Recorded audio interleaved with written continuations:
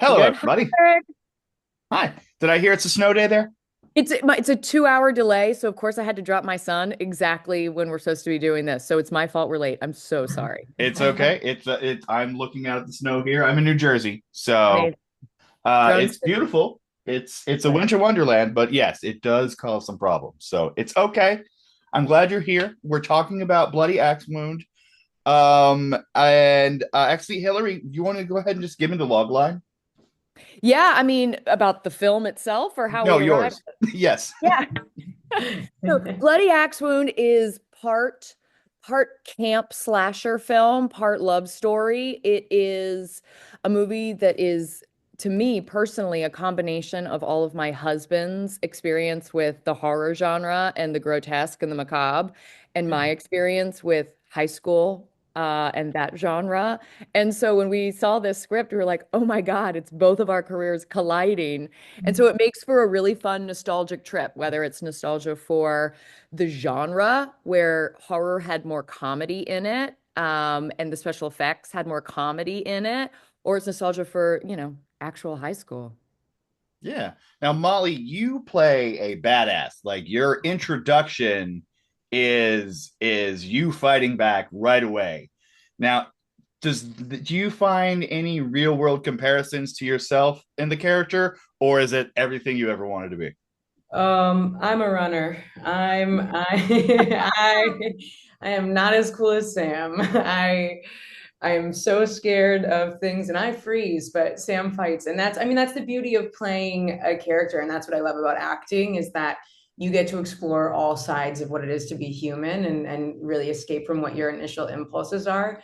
But yeah, Sam is really cool. And that was just like, it was a very fun time getting to play her. Nice. Well, speaking to some of the practical effects and some of the comedy and the practical effects in the film, I think Patty's going to be okay.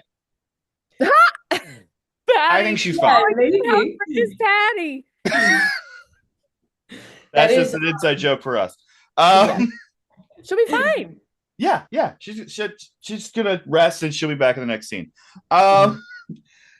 So I watched the movie and immediately after watching it, I had to start it over and watch the beginning again because it took me a second to wrap my head around where the film is set. Mhm. Now, if I'm reading it correctly, this film is set in the world of horror films. Is that correct?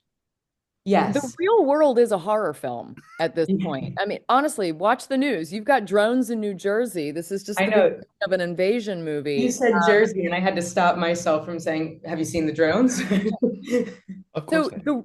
I think there was a political and kind of social commentary undertone to this film that I was initially drawn to because we've got grotesque headlines on the news all the time, literally every day, and nothing stops for it. Yeah.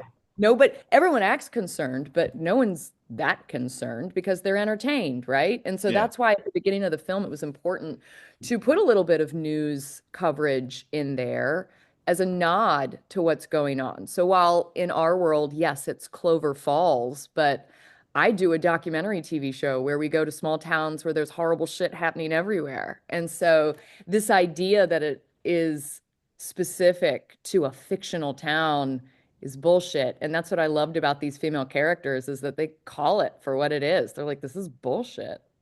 Yeah. Molly, Sam humanizes the fiction of the town by talking about how one must feel in a high school where they're going to so many funerals. Tell me about humanizing a horror heroine.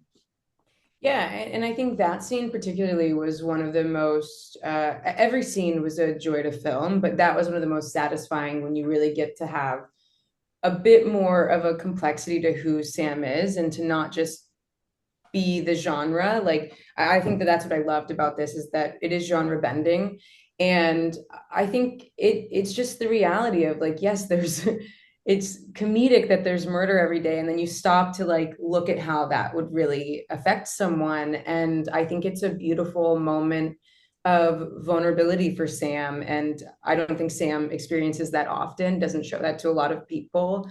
And I think makes certain twists in the movie hit harder. because of what she's shown in that scene. Yeah. Now, I think there's definitely a feminist empowerment element to the film, with the strong female characters, all the heroines, and even Abigail's reverence for her grandmother at the dinner table. With that in mind, tell me where the title of this film came from, Hilarie. Do you know where the title for this film came from? Am I reading it right? Guys, I'm gonna plead the fifth. I just pitched a movie to the studio and everybody was on board. So if you want to read into the title of this film, I think it's important to take words and stories that have been weaponized against women and take ownership back. And so do with that what you will. This is me now getting in real time what the title of the film means. Babe, Hi, welcome aboard, Molly. Like, oh man, oh okay, of course. There she is. Yeah. I think I have time for one more question. And Molly, I have to ask because now it has aired, or it has started to air.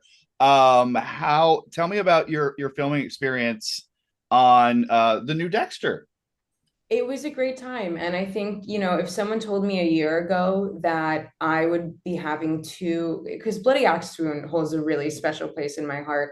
I think the fact that we filmed this right before the strike happened, we were all very aware of how special this moment was with this film. We felt very, very lucky to be able to do what we were doing. And if you told me a year ago that I would have two releases that feel so special to me in the same month, when I really stopped to process it's emotional. Like Deb is a dream role and Sam is a dream role. Like they are both very cool women and both badass, but very different. And I'm so happy that we finally get to share this movie with everyone. Nice. It's because you're cool, Molly. No. Everything's coming up, Molly. It's your moment. Take it. Now, Hilarie, this is going to premiere on Shudder, or is this going to theaters first? Yeah, we're doing a selected theater release on December 27th, and then in the new year, Shudder will premiere it, and we'll have a big ta-da about that. And it was great working with Shudder because they're part of our AMC family. So I work for Sundance, which is an AMC company. Jeffrey obviously is very AMC oriented. And so Shudder is a division of our parent company. And so to be able to do this with all the folks we've known for years and years has been cool because they really, they shepherded this project along and they took very good care of us. And, we love staying in the family. Yeah. Well, and Jeffrey Dean Morgan hopped on board, I saw, as a producer as well. So obviously he believes in this project. What did he bring to the mix? Well, Jeff's there from the jump. He and I, during the pandemic, had seen Uncle Peckerhead, Matthew John Lawrence, our writer-director's previous film, and we loved it. And we reached out to him on Twitter and we're like, what else do you have, dude? And so he sent us a whole bunch, every script he had. And this was the one that we were like, yes, this is the marriage of us. And so Jeff's been there from the jump. And so the Thanksgiving before we started filming, his best friend Billy Burke came and stayed at our house with his family.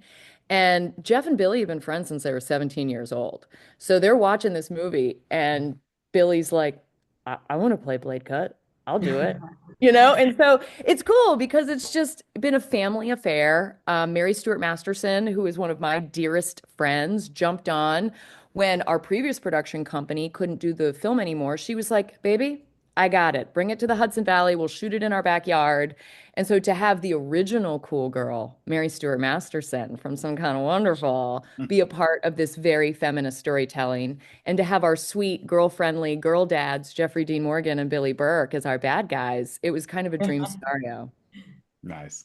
Well, thank you so much for your time. I hope the rest of your day goes smoothly. And I love the film, and I can't wait for others to see it.